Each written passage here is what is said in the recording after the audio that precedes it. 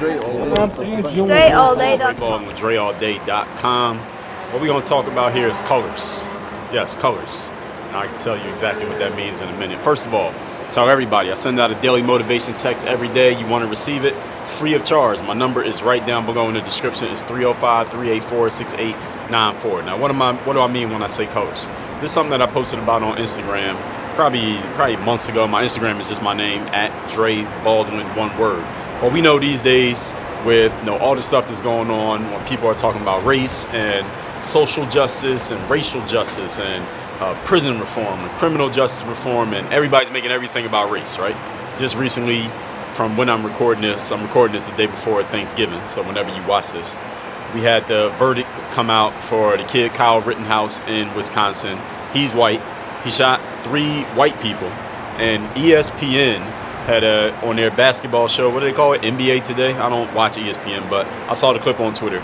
They had 3 black people, Malika Andrews, who I think she might be half white, but let's just call her half black person, and then they had Richard Jefferson, Kendrick Perkins, 3 black people who are basketball. Their thing is basketball. Malika Andrews, I don't think she knows anything about basketball, but she's the host. And then they got the 2 basketball players, and at the beginning of the show, this is the clip that I saw, they're like, well, I think we need to give some time. We need to give some time and a space for us to talk about this and what it means for black people in America. And Richard Jefferson said some stupid shit, and then Kendrick Perkins didn't say nothing because he said, well, I don't want to lose my job, so I'm just going to be quiet. So there's a few things I want to say about that. As a matter of fact, I was going to talk about something else in this video, but I'm going to do that in a separate video. So now I got to make this into 2 videos because this got me thinking about this very thing. And I guess I should speak on this, as I've spoken about some current events here. I am no expert on the law. I'm no expert on criminal justice or criminal procedure. I'm not. But I do understand that when you go to court, you are judged by a jury of your peers, and the jury said that Kyle Rittenhouse is exonerated, not guilty. Okay, now, does that mean that the criminal justice system is always right? Absolutely not. Does it mean that it's always wrong? Absolutely not. We have positive and we have negative in life. However you feel about that situation, he was judged by a jury of his peers. They have him as not guilty. He gets to walk free. That's just what it is. One thing that I do want to note, somebody said this on Twitter the other day, is 100% correct, that Kyle Rittenhouse, when he got arrested and he got no charge, arraigned for the murder charge that was against him, he got bailed out. His bail was like $2 million, and his family didn't have the $2 million. He got bailed out by people who were supporting him. Like, all right, this is a white kid. He went to that town, or he was hanging in that town because his family lives in that town. He has family in multiple towns, and he had family in that town. He's protecting the town because he knew some people whose business was getting burned and burglarized the previous day. That's why he went out there. He said that on the interview with Tucker Carlson. So when he went out and did that, and he got arrested, some people who were supporting his actions went and paid his bail, and all of a sudden, immediately, everybody made it about race. The challenge with it being about race is Kyle Rittenhouse is white, and the people that he shot were all white. And here's what's crazy. One of the dudes that he shot, I believe his name was Rosenbaum, this guy was, first of all, on video the same time that he got shot at the BLM situation. We're just going to call it a situation. We can't call it a peaceful protest because this guy was absolutely not peaceful, and the other 2 guys that Kyle Rittenhouse shot were not peaceful, and they were not there because they are supporting of black people. Any of you black people who think that, please stop watching CNN and reading the New York Times. Actually, keep watching CNN and reading the New York Times. Just get more diversified information, because there's a whole bunch of agitators who went to the BLM protests and turned them into BLM riots. Now, are there some black people who was out there doing some knucklehead shit too? Yes, we got to give credit where credit's due to everybody. There's a bunch of white people who position themselves and they dress themselves up as supporters of BLM, and they really weren't there to support anything. What they were there to do was to create anarchy and stir up consternation and just break shit and burn shit and just cause chaos, because that's just what they want to do. It had nothing to do with supporting black people. And if you're black and you think that every person who showed up to those BLM protests / riots was all there to support black people, that's bullshit, because you saw on video them doing some stupid shit. White people doing stupid shit at a BLM riot. Doesn't even make any sense, right? So please don't believe that everybody who was there peacefully just trying to support black people. Absolutely not. So some of these people were there to cause shit. So they saw Kyle Rittenhouse. Now, what they were thinking, we don't know, because one of them survived and the other 2 are dead, so we can't read their minds. But let's be clear. This guy, Rosenbaum, He was on video saying the N-word and not saying it like he's rapping a Gucci Mane song. He's on video saying the N-word in a negative way, saying it to black people in a disrespectful way. And this is a guy that y'all are supporting. Y'all are against Kyle Rittenhouse because he shot this dude. Are you kidding me? And at the same time, this guy, Rosenbaum, he had just gotten out of jail. You know what he was in jail for? He was incarcerated for sexual molestation of young boys. This guy was a child rapist. He was a sex offender.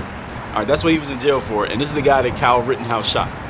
Now, listen, I 100% understand that maybe you don't like the fact that Kyle Rittenhouse was out there being a vigilante, but protecting his neighborhood, even though he's not a police officer. Maybe you don't like that. Maybe you don't like the fact that this white kid came around with a gun and he was protecting his neighborhood, and you believe, whether this is accurate or not, you believe it. And I can't tell you that you're wrong to believe what you want to believe. You believe that if a black person did that, they would get shot and killed by the cops, or they wouldn't be allowed to do that, even though there are many examples of them not. If you believe it, you believe it. Like I said, I'm not here to change your beliefs. I'm not in the business of changing minds. However, with all that being said, the person that you're defending, the people that you're defending, were not there to support black people. They were not there peacefully protesting. They were actually making, any of you who's a BLM supporter, they were making the BLM protests look bad. So any of y'all who went out there and supported BLM, and you were doing it in a positive way, a constructive way, a way that you were peacefully demonstrating what you are allowed to do in the laws of the United States, these are the people you should be mad at, because they're the agitators that made those protests look bad. Now, personally, I am not a BLM supporter. I'm on record. You look up my podcast. I talked about why I'm not a supporter of the Black Lives Matter movement, hashtag, idea, whatever you want to call it. I'm not a supporter, and I have explained in detail, in context, why. Look that episode up, and you can get my full idea on BLM there. But I'm not mad at you if you want to support BLM. I'm not mad if you got BLM in your bio. I'm not mad at you if you walking around with a fist up and all that shit. I ain't mad at you for doing that, but don't think all black people are on that same page. Any of you who's not black, or any of you who is black. But that's not even the topic here today.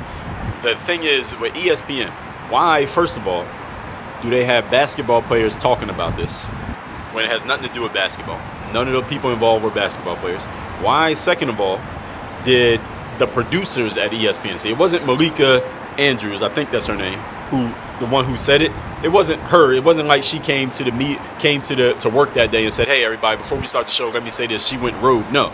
The producers are the ones who come up with all those segments. So when y'all watch these TV shows and you don't like what the hosts are talking about, like you don't like what Shaq and Kenny and Charles and Ernie are talking about, it's not them that came up with those ideas. The producers come up with the ideas. Then they tell them that, all right, this is what you're going to say in this block. This is what you're going to say after the commercial. And then they just go out and not repeat, but they talk out what the producers have come up with as an idea. So a few years ago, y'all remember when Shaq used to do the Shaq and the Fool? He kept going at JaVale McGee, and JaVale got mad, and then JaVale's mom was like, well, Shaq should get fired because he's bullying JaVale McGee. It wasn't Shaq's idea to keep doing that. It was the producers of TNT who were the ones who were putting those segments together. All Shaq was doing was narrating the segment. Shaq wasn't going out there editing video. They did that. So it was the producers who set this whole thing up. So this is all ESPN's wokeness. Now, we already know ESPN is woke.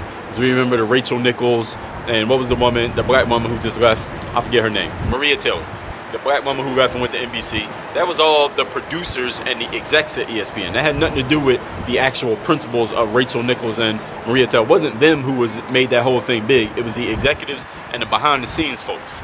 Same way that, when rappers get in trouble, it's not the rapper, it's the entourages that cause it. It's the people behind the people that a lot of people don't understand what's actually going on. So ESPN, first of all, why are y'all talking about this? It had nothing to do with sports. Why are you sending basketball players to speak on it? It has nothing to do with basketball. And then Richard Jefferson, he came on Twitter and apologized because he had some incorrect information. The thing is, who expects Richard Jefferson to have accurate information talking about something that ain't got nothing to do with what Richard Jefferson is famous for? He's famous for being a basketball player. You played in the NBA for whatever long you played in the NBA. That's the reason why you're on TV. Talk about what you know. All right, focus on what you know. And the thing is, as I just said, the producers are the ones who came up with the idea.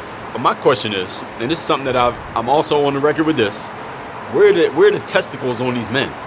Richard Jefferson, Kendrick Perkins, all these dudes at ESPN, Stephen A. Smith, Jalen Rose, all these, who's the football dude? Ryan Clark, Randy Moss. Where's the testicles on these guys? Just because the producers come out and say, well, y'all going to talk about this topic and here's the angle that we want to go in, don't any of y'all have the nuts to say to the producer, like, yo, we not going to talk about that? Richard Jefferson could have said to the producers, look, I'm not going to talk about that topic because, first of all, I'm not studying the court case. I'm not reading the court documents. I haven't watched every hour of the trial as it's going on, which Richard Jefferson clearly did not. Because if he did, then he wouldn't have repeated the same talking points. He repeated the talking point of, well, he carried a gun across state lines. Everybody was just repeating that over and over again when everyone knows, at least people who know the facts of the situation, knows that is factually untrue. Richard Jefferson repeated it because he didn't have any information, which means he shouldn't have been talking about it in the first place on television after the verdict, as if he's like, all he was doing was repeating what everybody else was already saying. So they weren't adding anything to the conversation, so why even bring it up in the first place? So what I want to know is why the dudes working there, Kendrick Perkins, Richard Jefferson, why can't y'all have the nuts to look at the producers and say, no, we're not talking about that? Because first of all, I have no context to add to it. I have nothing to add to the conversation. I haven't been studying it. My focus is basketball. That's why you hired me. Let me talk about what I know. But instead, they let these executives, most of whom are white people, at ESPN tell them what they need to talk about because they're black in such a way to make black people feel, oh, woe is us, because a white person shot a white person and then they got off on a murder charge. Who the hell, why do black people even got anything to do with this? It was a white person shooting a white, it's white on white crime. If anything, all you woke black people, if anything, you should be happy as white people taking each other out. All right, now, that's kind of tongue-in-cheek, but at the same time, you get what I'm saying, do you not? All right, if black people are taking each other out, you know what? White people don't say nothing. They quiet. When we shoot each other, white people don't say a damn thing. They like, all right, yeah, just let them kill each other. It's all good. They'll wipe each other out. We ain't got to do nothing. All right. Now, a black person, if you really have an issue with the plight of black people in America and you think white people are the cause of it, you should be happy when white people pull out guns and start shooting each other. You should just sit back and just let them do it. Napoleon Bonaparte said, never interrupt your enemy when they're in the process of making a mistake. So when white people start killing each other, you should shut up and be quiet. But of course, ESPN, the producers, again, white people, are telling these black people, here's what you need to talk about because you're black. Now, if it was 3 white people on the set that day, they wouldn't have been talking about it. Had it been fucking Tim Legler, Max Kellerman, who's another white person that works there, I don't even know, another white person working there, they wouldn't have had them talking about it at all. Why? Because they're white, so they're unqualified to speak on it. White on white crime. But they got 3 black people to talk about white on white crime because they're qualified. Why? What the hell does that have to do with black people? What the hell does that have to do with some basketball players? And Kendrick Perkins. I heard Rashad McCants say this. He was on Jason Whitlock's show, and I heard him say this, and it was a very good point. And it kind of crossed my mind, but Rashad put it into words better than I had thought about it up to that point. But now I'm going to put it into words. He said, Kendrick Perkins, this is what Kendrick Perkins said that day. Kendrick Perkins said, I have things that I want to say that are on my mind, but I don't want to lose my job, so I'm not going to say anything. That's what Kendrick Perkins said. Kendrick Perkins, if you, as a black man, have something to say about a situation that is clearly bigger than basketball, because y'all on the set talking about it, you sitting there on the set, you showed up to work that day. I mean, you could have told your bosses, no, I'm not going to be involved in that, but you decided to be involved. You showed up for the check. You got something to say. You're not going to say it because you don't want to lose your job, which is saying to me, the points that you want to make you're only willing to stand on those points as long as they're approved of by ESPN. So my question to you is, where's your nuts at? Because if you really had something to say, it wouldn't matter if ESPN approved of it or not. You would just say it, and then you would go to your bosses at ESPN and say, look, I said what I said because this is bigger than basketball. It's bigger than a check. It's bigger than my job. If that is the case, it clearly is not, because what you said was, I don't want to lose my job, so I'm going to be quiet. Well, look, they pay you to talk. They pay you to talk, Perk. So now you don't want to lose your job because you got something to say. Well, your whole job is to have something to say. That's what they're paying you for. But now you don't want to say nothing because you'll lose your job. Well, look, this is what I want to know. And this is not about any individual person, but this is woke ESPN. And I notice ESPN the most just because I'm an athlete and I notice sports. I don't watch I don't watch the news, period. Not even ESPN. But I just want to know, where's these guys' nuts at? Everybody. It's not about any one individual person. Because if you had nuts, you would either tell the producers, I'm not going on there and pretending to be woe is me because I'm black and a white person got off a murder charge for shooting another white person. It makes no sense. I don't know how many times I gotta keep saying that. I know a lot of y'all have said that already. Or I'll go on the set, and when Malika goes and says, well, we need to create a safe space for us as black people to talk about this. What do you think, Dre? I would say, well, first of all, well, you're half white, so you don't need a safe space, all right? Because you're half white. You should be mad that white people are killing each other because you're half white. Your mom or dad is white. You should be feeling some type of way about that. On top of the fact that actually that's the only thing she should be feeling. Now I would say I'm black. All right, a white person shot a white person. What the fuck does that got to do with me? I might not curse because they might be mad at me for cursing my bosses if I got the job. But I'll say, what the hell that got to do with me? Why do I need to offer a comment on a white person shooting a white person? What do I need to say about that? Nothing. And also, I would say this show is called the NBA Today. We're supposed to be talking about the NBA. What does any of this have to do with the NBA? Nothing at all. So why are we even talking about this? We don't even need a segment for this. We need to go to commercial and let's talk about the NBA like we're supposed to. And one other thing. Right after that, a few days later, we know I think the town is called Waukesha. I know I'm mispronouncing the town. But there's a black man in a truck, rides through a Christmas parade, runs over a bunch of people. Some people have died. A bunch of people are injured. And there's a black guy who did it. Now, here's my question. Milwaukee Bucks, in 2020, during the bubble, not the lockout, the bubble, when Jacob Blake got shot, one black man got shot by one white cop. They walked off the court, and the whole NBA paused for a day or two, and then they went back to playing basketball because they wanted to protest the violence happening to this black man, right? Now, again, we ain't got to relitigate that whole situation, which also, we ain't got to relitigate that. Now, a black man rides his truck through a crowd of people during a parade, injures multiple people, kills multiple people. Did the Milwaukee Bucks sit out a game? Did the Milwaukee Bucks kneel before the game? Did the Milwaukee Bucks do any type of protest? I mean, it happened in Wisconsin. Did anybody in the NBA say anything about that? When this kid Rittenhouse got off, a bunch of NBA players, I saw the tweets, a bunch of NBA players were tweeting on SMH, this always happens, we knew this was going to happen, I'm disappointed but I'm not surprised. They all said the same shit, they all reading off the same script. These dudes is all sheep when it comes mentally to anything outside of basketball. A lot of these guys are just straight sheep, just doing what they're told and repeating what everybody else is saying because it's going to get them likes and retweets on social media. None of these guys are independent thinkers, and if they are, they're not comfortable enough saying it out loud. But now, a black man commits a crime. More than one person is injured. Nobody has a protest. Nobody has anything to say. Nobody's saying anything. Nobody's even saying, hey, I'm feeling for them. Nobody said anything.